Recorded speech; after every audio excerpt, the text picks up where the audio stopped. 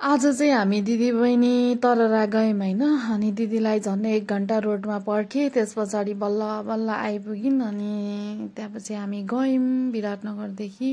अनि सुइँ गएको। अब दिदीले स्कुटर हाँकिरहेछ होइन। मलाई के म त पछाडि बसेर पुरा भिडियो बनाएँ।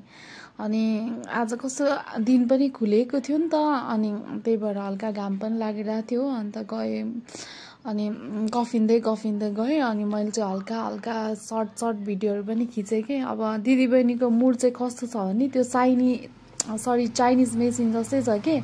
कुन कति बेला मुड बिग्रिन्छ, खराब हुन्छ थाहा हुँदैन, कतिखेर चल्छ थाहा हुँदैन। मुड चलेको बेला हामी हिँडिहाल्छौँ हो।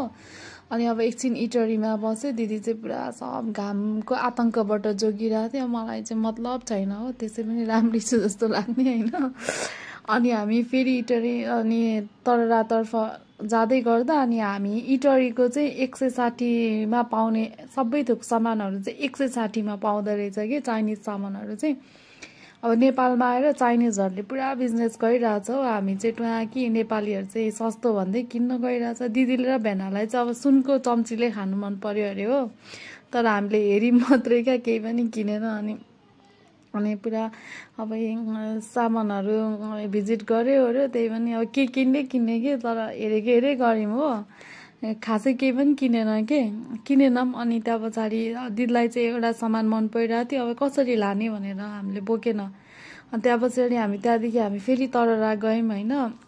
अनि जाँदै थियौँ। अनि मलाई फेरि आफ्नो पुरा भिडियो खिचेर मक्ख भइरहेको थियो। अनि दिदीले यता खिच न भन्नुभयो। अनि पुरा अगाडिपट्टि दिदीले नै भनेअनुसारको खिचेको, तर खासै त्यस्तो भयो जस्तो चाहिँ मलाई लागेन हो। अनि आज चाहिँ दिनहरू पनि कस्तो आनन्द आउने क्या। विराटनगरको कोलाहालमा कहिलेकाहीँ कस्तो दिमागै ह्याङ हुने नि त। अनि आज त यस्तो फ्रेस खुल्ला आकाश। अनि त्यो आकाशमा लुकामारी गरिरहेको त्यो सेतो बादलहरू देखेर त मन कस्तो चङ्गा भयो कि, दिमागै फ्रेस भयो हो। अनि त्यतिकै फेरि दिदीबहिनी गफ गर्दै त्यो चाहिँ तरराको बाटो हो, धरान जाने बाटो। कस्तो आनन्दको छ कि, स्वर्गमै पुग्यो। स्वर्ग मरेपछि स्वर्ग कसले देखेको हुन्छ होइन, जिउँदो हुँदै स्वर्ग देखिन्छ नि त। यसरी स्वर्ग जस्तै अनुभूति भयो। त्यसपछि हामी बहिनीको घर जाने बाटो, सुषमा बहिनी चाहिँ तररा बस्छ नि त। अनि बाटोमा चाहिँ यस्तो आनन्दको जङ्गल छ हो। अनि पुरा टिकटक रिल्स फोटो भिडियो खिच्न हामी यहाँ पुरा दिदीबहिनी तयारी भएको। अब गाइजहरू यस्तो हाँसउठ्दो भयो। दिदीलाई त पुरा जुकाले घेरिदिइरहेको क्या। 2टा जुकाले आक्रमण गर्यो। अत्तालिएर म चाहिँ जुका टिप्ने मान्छे झन् क्या खतरा अत्तालिदिइरहेको क्या। अनि स्कुटी कसरी झिक्ने भनेर दिदी तनावमा हो। जुकाको चाहिँ मैले भिडियो खिच्नै पाएन क्या। जुका हेर्दै गर्नु दिदीले चाहिँ जुका हेरेको के। अनि जुका फालिसके पछाडि हामी एकछिन टिकटक भिडियोहरू खिच्यौँ। अनि त्यस पछाडि हामी बहिनीको घरतिर जाने तर्खरमा दिदी पुरा डराउँदै भए पनि हामीले स्कुटर जुका भएको ठाउँबाट निकालेर अनि त्यहाँ पछाडि बहिनीको घरतिर लाग्यौँ। यस्तो छ होइन बहिनीहरूको घर जाने बाटो चाहिँ। अनि ठ्याक्क म घर पुगेको बिस्कुट सुकाइराखेकी रहेछन्। घर बहिनीको साइलीको घरभित्र त पुरै बगैँचा छ नि त हो। कम्ता जाँगरिलो छ हाम्रो बहिनी। साइलीले अब जाने बित्तिकै पुरा दिदीहरूलाई मेजबान दिन थालिहालिन्। नानीहरू चाहिँ स्कुल गएको रहेछ। अब यो चाहिँ ज्वाइँको घरको काँक्रा अरे क्या। अनि अब हामी चाहिँ एकछिन मजाक पनि गऱ्यो होइन गाइजहरू। अब त्यो कति कुराहरू चाहिँ भिडियोमा नसुनाऊँ भनेर म्युट गरेर अर्को भिडियो रेकर्ड गरिदियो हो। अनि अब दिदीबहिनीहरूको मजाक मेजबान यस्तै चाहिँ पुरा गाउँको सुकुटी। अनि मासु दिदीलाई रौसी के तोङबा। अब ठुलो छोरी आई नायुमा स्कुलबाट कत्रो भयो यत्रो थियो। अब फेरि मेजबान चलिरहेछ क्या यहाँनिर, के गर्नु र।